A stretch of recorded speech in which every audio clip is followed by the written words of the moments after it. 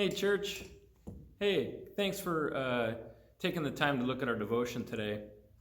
We continue to look at these statements of Jesus, these audacious I am statements that he made in the Gospel of John.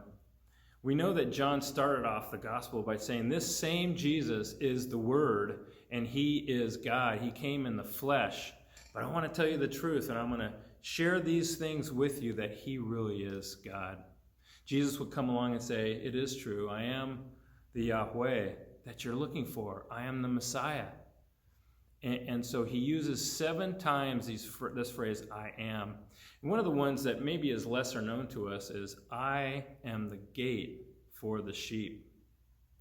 We find this story in John chapter 10, and I want to just read this to you. He says, I tell you the truth, Jesus says this, I am the gate for the sheep. All who ever came before me, they were just thieves, they were robbers, but the sheep didn't listen to them. I am the gate. Whoever enters through me will be saved. He will come in, he will go out, and he will find pasture. The thief comes only to steal and to kill and to destroy, but I have come that they may have life and have it to the full. You know, we use this metaphor of opening and closing doors in our own prayer life. I'm sure you have as well. You know, as you're facing a decision, you'll ask people to pray for you that God will open a door or close a door as you're thinking about different ways to go or different decisions you need to make. Here we have Jesus being the gate or the door to the sheep pen. I think that's kind of interesting. You know, when I first came to Oregon, I noticed something that was really different from where I grew up. And a lot of Oregonians chose not to have fence around their property or their business. I thought that was always curious. I think it's more prevalent now, but 30 years ago, it seemed to be something that was different than how I grew up. And why they chose not to have fencing, I don't know. Maybe they were more secure than I grew up in. But here we have this fence around this pen that was holding sheep in it. And Jesus says, I am this gate that is used for security. It is there that you enter in and you are safe. Not only are you saved eternally, but you are safe from thieves and robbers that would come in and try to take the sheep. As we know, sheep are prone to wandering. We have this kind of a place where sheep are, this farm close to us where we live, and the sheep just kind of wander.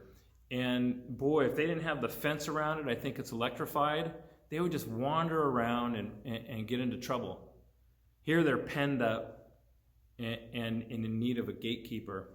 Jesus says, I am the gate.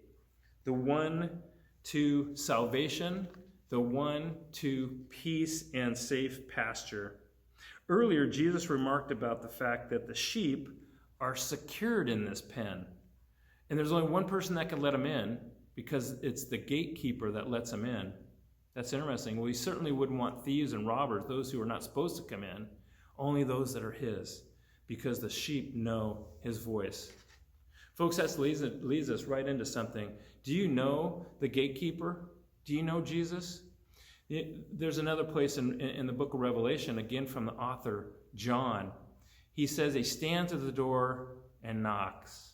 If anyone hears me and opens up the door, I will come into him. Maybe you are searching for hope, for peace, and you're not one of his sheep yet. How are you going to get in? The only way you can get in is to accept Christ as your Savior, and he'll just swing that gate right open, and you'll be a part of the sheep pen, safe and secure, able to go in and out and be one of his.